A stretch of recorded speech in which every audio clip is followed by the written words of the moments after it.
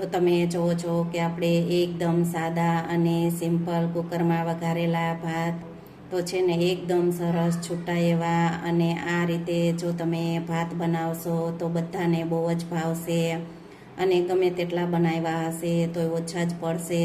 હાલો friend, તો તમારું સ્વાગત છે મારા રસોડામાં. તો આજે હું તમારી સાથે શેર કરીશ કુકરમાં વઘારેલા ભાતની રેસીપી. તો ચાલો શરૂ કરીએ રેસીપી.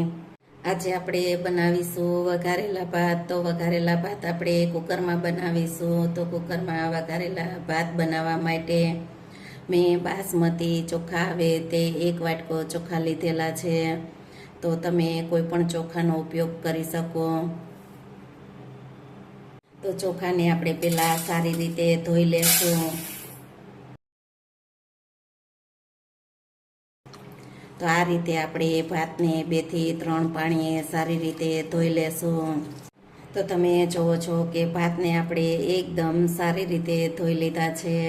તો આપણે ભાતને વઘારવા માટે આપણે કેપ્સિકમ, ડુંગળી, ગાજર, લીલું તીખું મરચું અને 8 થી 10 કળી લસણની કટિંગ કરેલી, 1 તીર લીમડીની લીધેલી છે.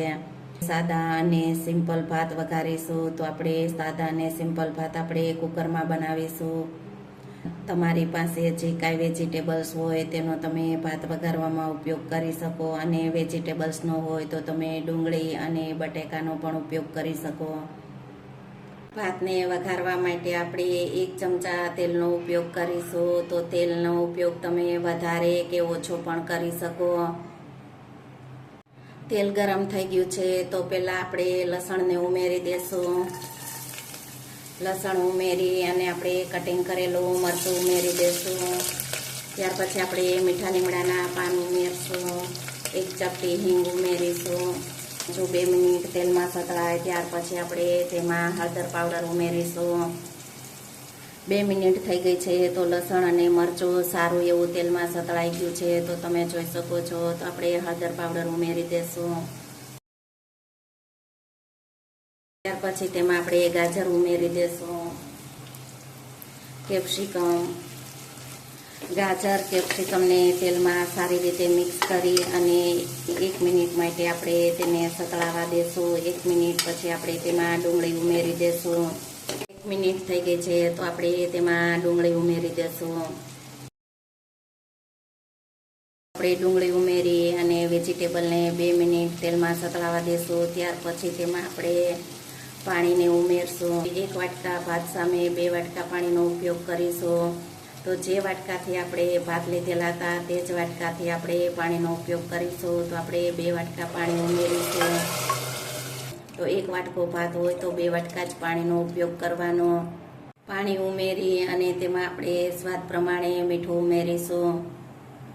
તો તમે જુઓ છો કે પાણી આપણું સારું એવું ઉકળી ગયું છે. તો તમે જોઈ શકો છો. તો આ રીતે પાણી ઉકળે ત્યાર પછી આપણે ભાતને ઉમેરી દેવાના. તો આપણે ધોયેલા ભાત છે તેને ઉમેરી દેશું. ભાત ઉમેરી અને આપણે કુકરનું ઢાંકણ બંધ કરી દેશું. વઘારેલા ભાતને આપણે મીડિયમ ગેસની ફ્લેમ ઉપર 2 જ વિસલ કરીશું. 2 વિસલ થઈ જાય ત્યાર પછી આપણે ગેસ બંધ કરી અને ભાતને ચેક કરી લેશું.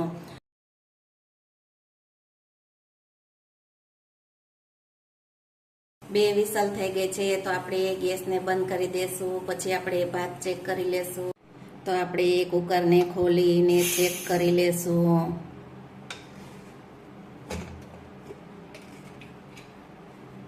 તો તમે જુઓ છો કે ભાત આપણા એકદમ સારા એવા બફાઈ ગયા છે અને એકદમ સારા છૂટા એવા. તો જો તમે આ રીતે કુકરમાં વઘારેલા ભાત બનાવશો તો તમે જુઓ છો કે આપણા ભાત છે તે એકદમ સરસ બફાઈ ગયા છે. તો 2 વિસલમાં ભાત એકદમ સારા એવા બફાઈ ગયા છે. તમે જોઈ શકો છો કે આપણા ભાત એકદમ સારા એવા બફાઈ ગયા છે અને એકદમ સારા છૂટા એવા. તો આપણે ભાતનું માપ છે તે 1 વાટકો ભાત સામે આપણે 2 વાટકા પાણીનો ઉપયોગ કરવાનો, અને આપણે કુકરમાં 2 જ વિસલ કરવાની, વધારે નહીં કરવાની. 2 વિસલમાં આપણા ભાત છે તે એકદમ સરસ બની અને તૈયાર છે. તમે જોઈ શકો છો. તો તમે જુઓ છો કે આપણે કુકરમાં વઘારેલા ભાત એકદમ પરફેક્ટ એવા બની અને તૈયાર છે. તો આ રીતે તમે કુકરમાં વઘારેલા ભાત બનાવશો તો એકદમ પરફેક્ટ બનશે અને છૂટા એવા બનશે. તો તમે જોઈ શકો છો. વઘારેલા ભાતની રેસીપી ગમે તો વિડીયોને લાઈક, શેર, સબસ્ક્રાઈબ કરજો. બાજુમાં રહેલ બેલ આઇકન દબાવવાનું ભૂલતા નહીં, તો સૌથી પહેલું નોટિફિકેશન તમને મળતું રહે. ઉપરથી આપણે લીલા ધાણાને સ્પ્રિંકલ કરીશું. તો તમે જુઓ છો કે આપણે એકદમ સાદા અને સિમ્પલ કુકરમાં વઘારેલા ભાત તો તમે જોઈ શકો છો. તો છે ને એકદમ સરસ છૂટા એવા અને આ રીતે જો તમે ભાત બનાવશો તો બધાને બહુ જ ભાવશે અને ગમે તેટલા બનાવ્યા હશે તો ઓછા જ પડશે.